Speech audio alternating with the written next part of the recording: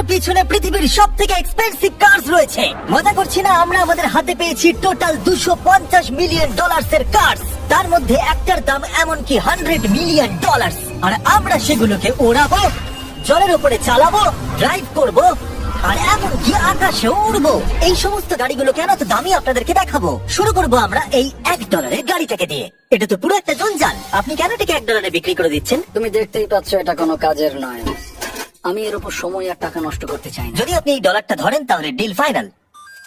আমি এখনো বলবো এটা হলো একটা জঞ্জাল, কিন্তু যখন আমরা এর উপরে $20,000 খরচা করলাম, এটা চলতে শুরু করলো। ঠিক আছে, এবার তাহলে ব্যাড বয়কে স্টার্ট করা যায়। ও, আমি তো ভাবিনি এটা স্টার্ট হবে। এই গাড়িটা চলছে কিভাবে? কত ধোঁয়া বেরোচ্ছে, এটা তো পাগলামি। $1 কার, $1 কার, $1 কার, $1 কার।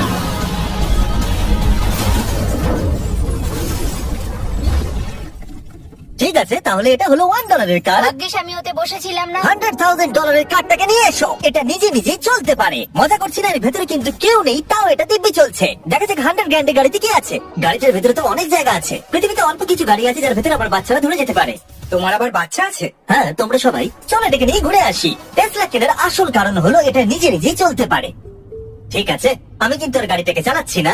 ও, এটা লেন চেঞ্জ করছে। এটা বলছে, এটা সত্যি নিজে নিজেই চলছে। দেখো, আমি কিন্তু থ্রটল দিইনি আর স্টিয়ারিং এ আমি হাত দিচ্ছি না। জিমি, তার মানে তুমি বলছো যে তুমি ঘুমোতে ঘুমোতে গাড়ি চালাতে পারো? না, একদম করবে না। ও, okay.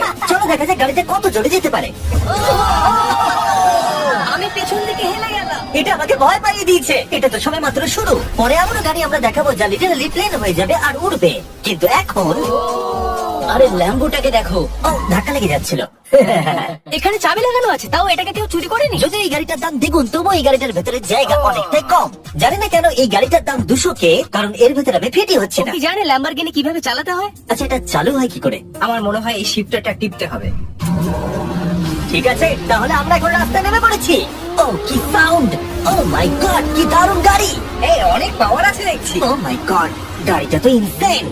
আমি আস্তে করে থ্রটল দিলেই গাড়িটা খুব জোরে দৌড়চ্ছে। আমার ড্রাইভ করা সব থেকে ফাস্টেস্ট কার এটা। যদি তোমরা কোনো ভালো গাড়ি সন্ধান করে থাকো তাহলে ডেফিনেটলি এটা সেই কার। আর এবার আমরা $300,000 গাড়িটাকে দেখাবো। আর এটা হলো সম্ভবত পৃথিবীর সব থেকে সেফ কার। এটা ট্যাঙ্কের মতো মনে হচ্ছে। আচ্ছা, এটা কি মিলিটারিদের গাড়ি নাকি? হ্যাঁ, এটা কিন্তু খুব উঁচু। তুমি এটাকে ল্যাম্বরগিনির সাথে কম্পেয়ার করো না। হ্যাঁ, ঠিকই বলেছো। চলো এবার দেখা যাক এই গাড়িটা কেন তো সেফ। প্রথমেই দেখাবো এই বুলেট প্রুফ উইন্ডো, যেটা এতটা মোটা।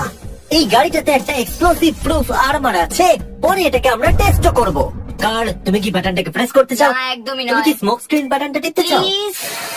ওহো, ওহো, এটা তো দারুণ। এখানে তো পুরো ধোঁয়ায় ভরে গেছে।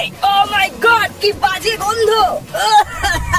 কিন্তু এইসব ফিচার্স গুলো এই গাড়িটাকে একদমই সেফ বানায় না। এই পুরো গাড়িটার চারপাশে এক্সপ্লোসিভ প্রুফ ফ্রেম রয়েছে। আর আমরা প্রথম যারা এই গাড়িটাকে টেস্ট করছে, উদাহরণস্বরূপ ওই $300,000 গাড়িটাকে ওড়ানোর আগে আমরা একটা নর্মাল গাড়িকে ওড়াবো। দেখা যাক প্যাসেঞ্জাররা বেঁচে থাকে কিনা।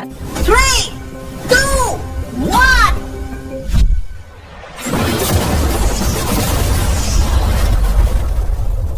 বিস্ফোরণটা এত জোরে হয়েছে যে ভিতরের ম্যানিকন গুলো ছিটকে এদিক ওদিকে বেরিয়ে গেছে। উপরের অংশটা উড়ে গেছে। বিস্ফোরণটাকে গাড়িটা সহ্য করতে পারেনি। আর এই গাড়িটাকে ওড়ানোর আগে ভেতরে আমি কয়েকটা ফেস্টিভ্যাল রাখবো। দেখা যাক এটা আমার চকলেটকে রক্ষা করতে পারে কিনা। সবাই বলে এটা এক্সপ্লোসিভ প্রুফ, যদিও এটাকে কখনো টেস্ট করা হয়নি। দেখা যাক ম্যানিকুইন গুলো আর সব থেকে ইম্পর্টেন্ট ফেস্টিভ্যাল গুলো সার্ভাইভ করতে পারে কিনা। 3, 2, 1।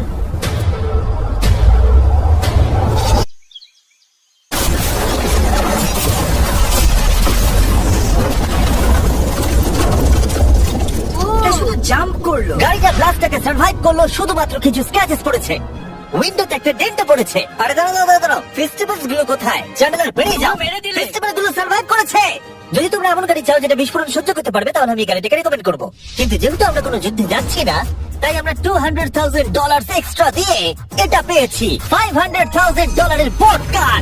মাটিতে এটা একটা নরমাল কার, তুমি পার্থক্যটা বুঝতেই পারবে না। কিন্তু এটা হলো মজার জিনিস, যেই আমি এটাকে জলে নামাবো এটা তৎক্ষণাৎ বোট হয়ে যাবে। চলো কার, তুমি আগে যাও। তাহলে আমরা যাচ্ছি। আমার এটা ঠিক মনে হচ্ছে না। আমি ওদের আগে পাঠালাম কারণ আমি দেখে নিলাম এটা কাজ করছে কিনা। এটা জলে চলছে না, আমরা ভাসছি। ও, দেখে মনে হচ্ছে কাজ করছে। দেখা যাক এবার কি হয়। ও মাই গড, আমরা জলে গাড়ি চালাতে চলেছি। ও, এবার এটাকে ধরে রাখতে হবে যতক্ষণ না বিপ শোনা যাচ্ছে। বিপ শোনা গেছে। এবার আমি এটাকে নরমাল গাড়ির মতোই চালাতে পারবো, কিন্তু জলের ওপর দিয়ে। থিয়া, ধরে বসো। এটা তো দারুণ। 5 সেকেন্ড আগে এটা আমি ওদের সাথে থাকতে পারতাম, কিন্তু আমার গাড়ি এবং বোটে বমি পায়। ওকে, দারুণ। Boom boom boom. Oh my god, ঠিক আছে, কর কর।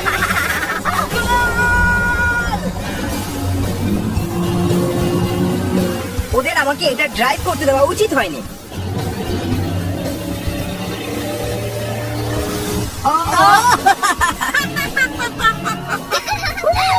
আমরা পেরেছি ভাই।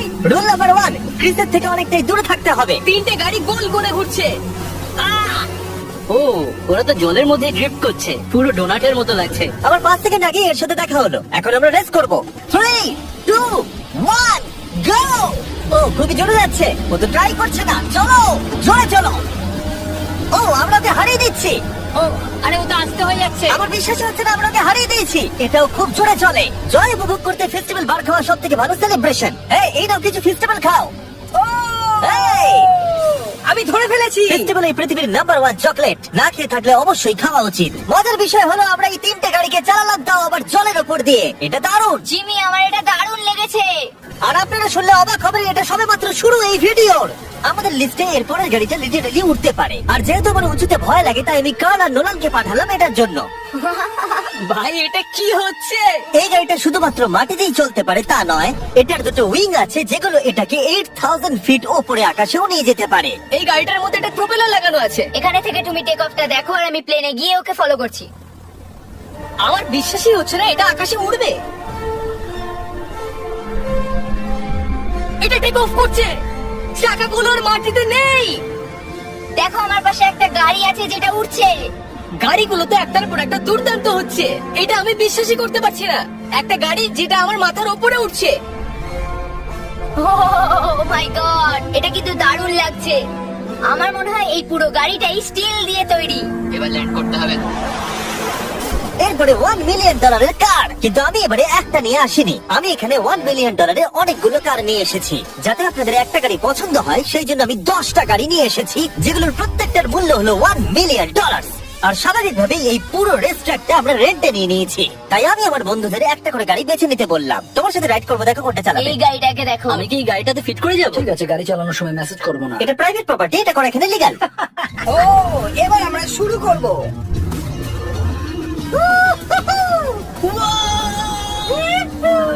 আমরা কখনোই মরবো না।